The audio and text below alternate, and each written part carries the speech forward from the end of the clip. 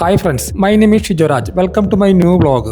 നാളെ അമ്മയുടെ ബർത്ത്ഡേ ആണ്. അമ്മ എന്നെ സംബന്ധിച്ച് ഭയങ്കര അത്ഭുതമാട്ടോ. കാരണം ഞാൻ രാവിലെ എഴുന്നേറ്റ് വരുമ്പോൾ അമ്മ കിച്ചണിലുണ്ടായിരിക്കും. അതിപ്പോൾ ഞാൻ നേരത്തെ എണീറ്റാലും ശരി, നേരം വൈകി എണീറ്റാലും അമ്മ അറിയുമ്പോൾ ആയിരിക്കും ചായ റെഡി ആയിട്ട്. ഞാൻ പലപ്പോഴും ആലോചിക്കുന്നുണ്ട്, എങ്ങനെയാണ് ഇങ്ങനെ റിപ്പീറ്റ് ചെയ്ത് ഡെയിലി ഇതേ ജോബ് തന്നെ ചെയ്തുകൊണ്ടിരിക്കാൻ പറ്റുന്നത്. അമ്മ ചെയ്യുന്ന പോലെ ഹാർഡ് വർക്ക് ഞാൻ എൻ്റെ ബിസിനസ്സിൽ ചെയ്തിരുന്നെങ്കിൽ ഞാൻ വേറെ ലെവലായി മാറിയാണ്. അപ്പോൾ അത് ഞാൻ പലപ്പോഴും ചിന്തിക്കുക, എങ്ങനെ ഡെയിലി ഇതേ പ്രോസസ്സ് തന്നെ, അത് ആരും നിർബന്ധിക്കാതെ ആ ഒരു സ്വയം ചെയ്യുക എന്ന് പറഞ്ഞാൽ വലിയൊരു സംഭവം തന്നെയാണ് കേട്ടോ. അതുകൊണ്ടാണ് ഞാൻ പറഞ്ഞത് അമ്മ ഒരു സംഭവമാണെന്നുള്ളത്. പിന്നെ അത് മാത്രമല്ല, ലോകത്ത് എനിക്ക് ഏറ്റവും കൂടുതൽ ഇഷ്ടം എൻ്റെ അമ്മോടാട്ടോ. അങ്ങനെ കുറെ ആലോചിച്ചൊരു തീരുമാനത്തിലെത്തി. അമ്മ ഇടയ്ക്ക് എവിടുന്നെങ്കിലൊക്കെ ഈ 100-150 രൂപയുടെ അല്ലെങ്കിൽ 200 രൂപയൊക്കെ മാക്സി മേടിച്ചുകൊണ്ട്, അപ്പോൾ അത് ഇങ്ങനെ പല കളറിലുള്ള മാക്സി കൊണ്ടുവരുന്ന സമയത്ത് അമ്മ അനിയനോട് ഒരു ഫോട്ടോ എടുത്തെന്ന് പറയും. അപ്പോൾ അനിയൻ പറയും അനിയൻ്റെ ക്യാമറ എടുത്തരാം. കാരണം അവൻ്റെ സാംസങ്ങിൻ്റെ നല്ല എന്താ പറയുക ക്ലാരിറ്റിയുള്ള നല്ല കിടിലൻ ക്യാമറയാണ്, അത് സ്മാർട്ട് ഫോണാണ് അതായിട്ട്. അപ്പോൾ അമ്മയ്ക്ക് അത് പറ്റില്ല. നമുക്ക് അമ്മയുടെ ഫോണിൽ തന്നെ എടുക്കണം. അമ്മയുടെ ഫോണിലാണെന്നുണ്ടെങ്കിൽ ചെറിയ ഈ പറഞ്ഞ ക്യാമറ ക്വാളിറ്റി വളരെ കുറവാണ്. പക്ഷെ എന്നാലും അമ്മയ്ക്ക് അമ്മയുടെ ഒരു ഫോൺ എടുക്കണം. രണ്ട് കാര്യങ്ങളുണ്ട്. അത് പിന്നീടൊക്കെ നോക്കുന്ന സമയത്ത് അമ്മയ്ക്ക് വാട്സപ്പിൽ നിന്ന് ഡൗൺലോഡ് ചെയ്ത് അറിഞ്ഞുകൂടാ. ഇത് മാത്രമല്ല, അമ്മയുടെ ഗാലറിക്ക് എടുക്കുകയാണെങ്കിൽ നമുക്ക് പിന്നീട് ഇപ്പോൾ ഞങ്ങളൊക്കെ ഒരു 9 ഞങ്ങളൊക്കെ പുറത്ത് പോകും. പിന്നെ അമ്മ ഒറ്റയ്ക്കാണല്ലോ. അപ്പോൾ അമ്മയ്ക്ക് ഇങ്ങനെയൊക്കെ പഴയ ഫോട്ടോസ് കാണുന്നുണ്ടെങ്കിൽ അമ്മയുടെ ഫോണിലാണെങ്കിൽ നമുക്ക് എളുപ്പമാണതായിട്ട്.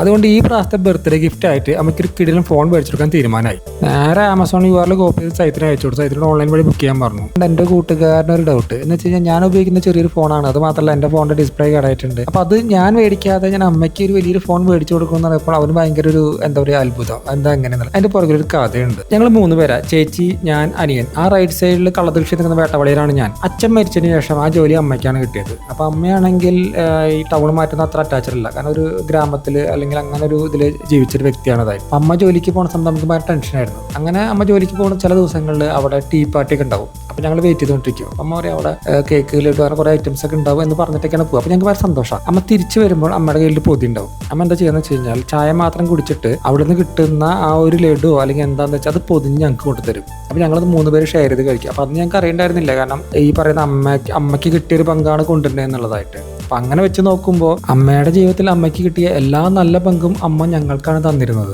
അപ്പം നമ്മൾ തിരിച്ചു ചെയ്യുമ്പോഴും അങ്ങനെ തന്നെ വേണ്ടേ.